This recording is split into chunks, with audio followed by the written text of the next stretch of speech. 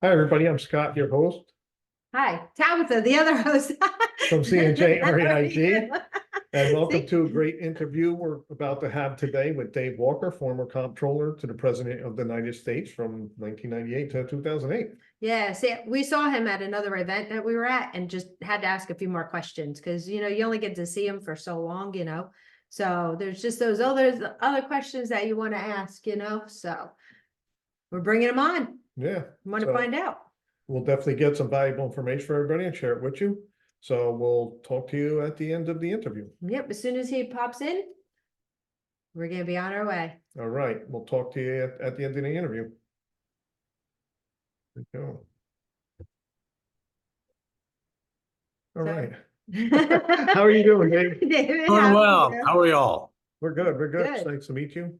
Yeah, Meet you. absolute pleasure. I got to tell you, I really did enjoy your interview with JT Fox. That was amazing. So that's what made us want to ask a few more questions. Yeah, get some information, Happy to do it. Let's go. Awesome. Okay. All right, so I was at an impact event and I actually surveyed everybody because everybody's using Chat GPT. I wanted to hear from the people. So we have Dan Satofsky's. I thought his question was one of the best ones. He asks, in our current economic turmoil that we are facing today, what 3 steps would you take to protect the average American? Well, first, I like to practice what I preach and lead by example. And so I can talk about what some of the things that I've done. I'm semi-retired now. I am a professional speaker and an author and am on a number of government and not-for-profit boards. So one of the first things that I've done is that I've tried to make sure that I have adequate income throughout retirement. So it protects me against longevity risk. Right. It also protects me against investment risk as well. And so I have 3 annuities from strongly rated insurance companies that provide me with an adequate stream of income throughout my life. One is fully indexed to inflation. I don't think you can buy that anymore. Another one is indexed 3% a year, no matter what inflation is. And the other one is not indexed. And obviously, a couple of them also have joint survivor benefits. Second, the rest of that I've looked is really preservation. So those will provide adequate income for retirement, counting Social Security and Medicare and things of that nature. So the rest is I really look to try to protect the rest of my assets against inflation. And in some cases, I'm investing directly in the market in stocks and bonds. In some cases, I'm investing in commodities, including precious metals. And in some cases, I'm investing in investment contracts that are backed by insurance companies that provide me some upside, but full protection against the downside. Last thing, I have 0 debt. And I would strongly recommend that everybody have 0 debt before you go into retirement. So that's okay. So how did you manage that one? That's nowadays, especially nowadays. Well, you have to learn to live within your means. Okay. You also have to learn, when enough is enough. My parents taught me to only take on debt if you had to take on debt. And obviously, when you buy your first home, you have to take on debt. When you buy your first car, you have to take on debt.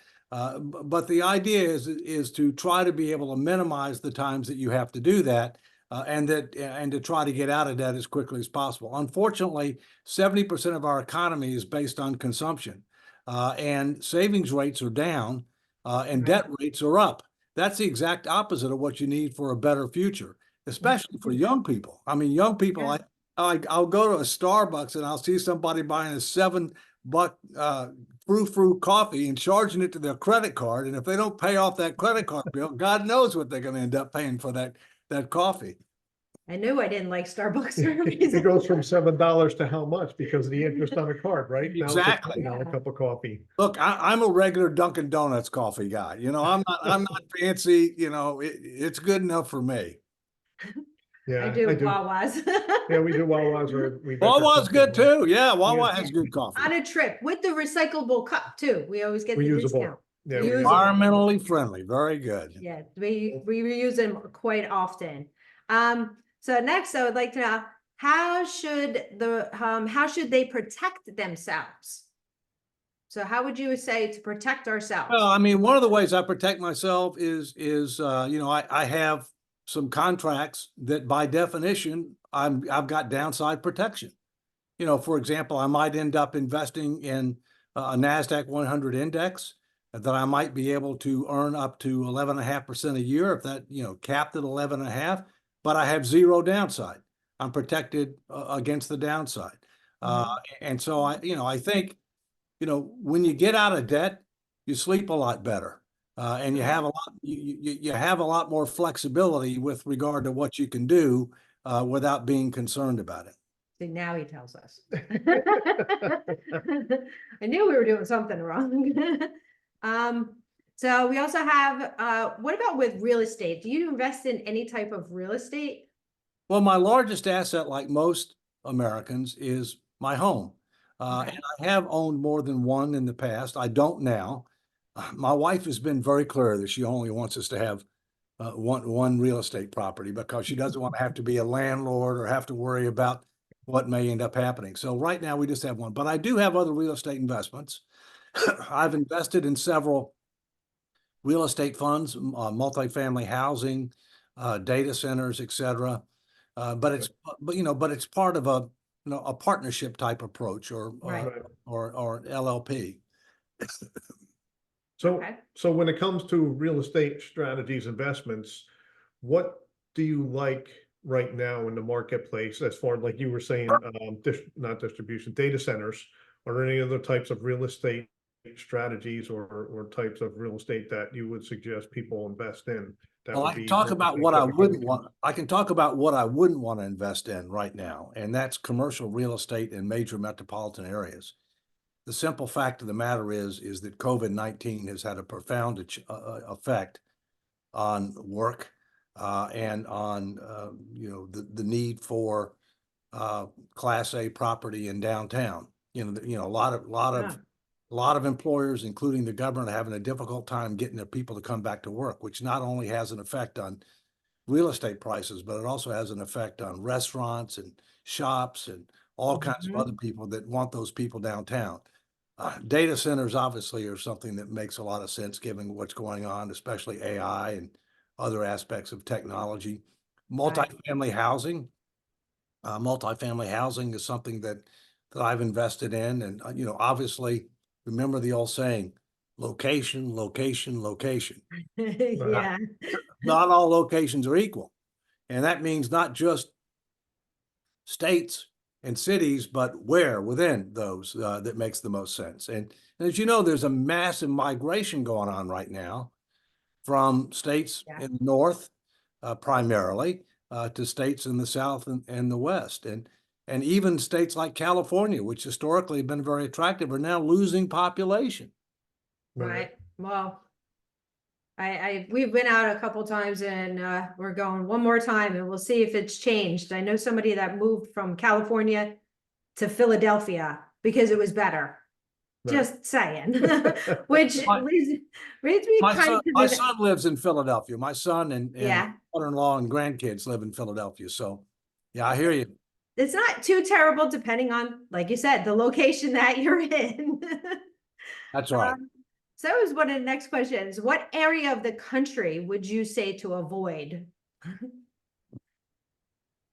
Areas of the country, I would say more, I would avoid areas that are already highly taxed, overly regulated, and in very poor financial condition, especially if those areas are suffering a net out migration, because that means things are only going to get worse. You know, a lot of the movement right now is from the Northeast, parts of the Midwest, to states like Florida, Tennessee, Texas, North Carolina, South Carolina. Some of those states have very favorable tax situations for individuals, but they tend to be in better financial condition. They tend to have less regulation, which means that you have more freedom, and they may end up having better weather depending upon where you're coming from. Yeah, yeah. Well, I know Texas is getting hit pretty hard right now. Yeah, Now, I So, used to live in Houston, and Houston does flood, and people Yeah. don't realize that Houston is a huge port. There's a Really? huge port in the city of Houston, right, for, energy. oh, yeah, yeah, that's, Yeah. we were there recently, we saw a lot of refineries there. Yeah. So what have you done before, like in the 2008, 2009 timeframe to come out alive without losing your shirt and your clothes and being in a box, so to speak? Well, as I said, I was out of debt, okay, and Mhm. so that helped. And secondly, I obviously significantly reduced my position in equities early on, and then over time ended up going back into equities to take advantage of the fact that you get the rebound. But fortunately, I was able to anticipate that we were likely to have a problem. I was Comptroller General of the United States from 1998 to 2008, so I could see that the problems that were occurring and that it was likely the bubble was going to burst. And so fortunately, I didn't get hit nearly as bad as most people did. Right, Right. yeah, because you've foreseen it, so you're able to get out of it easier. All right, everybody, that was a great interview with David That was some Walker. good information. Absolutely. I mean, Yeah, I liked how he explained how to protect yourself and what to do to diversify your investment strategies. Yeah, the diversification is the thing that I liked. I always say that, like, are you diversified? Do we know how to diversify ourselves? Well, he just gave us some really good answers. Right, and why you should be diversified, Yeah. not just doing it, but why you should be doing it. Mhm. So that'll conclude this Absolutely. episode of our interview. And we look forward to the next interview we're gonna have, so see Yeah. who we bring on for that one. You never know who's gonna be next. Just think, it could be you. So make sure you do what? No, check us out on cnjreig.com. And Facebook, Facebook group for CNJ REIG, and then Instagram, Instagram also, right? And LinkedIn. We just added it to LinkedIn too. right, we're in LinkedIn, we're starting Yeah. to build that up, and look, you can find our events coming up on Eventbrite and Meetup, CNJ REIG or Central NJ Real Estate Investment Group. So you can pretty much find us everywhere. Yep. Make sure you do what? Comment, like, post, share. Inform everybody that you know, so we can help grow this community bigger. And bring you more information. Yep, provide quality information with quality Yep. speakers and help grow the community so everybody can get to the next level and reach their goals. And do what? Get out of debt, like he says. Get out of debt Live within our means and be able to retire comfortably. and retire very comfortably. So, Sounds like a plan. yes, all right, so we'll catch you on the next side. Yep. See you at the next event. Bye for now.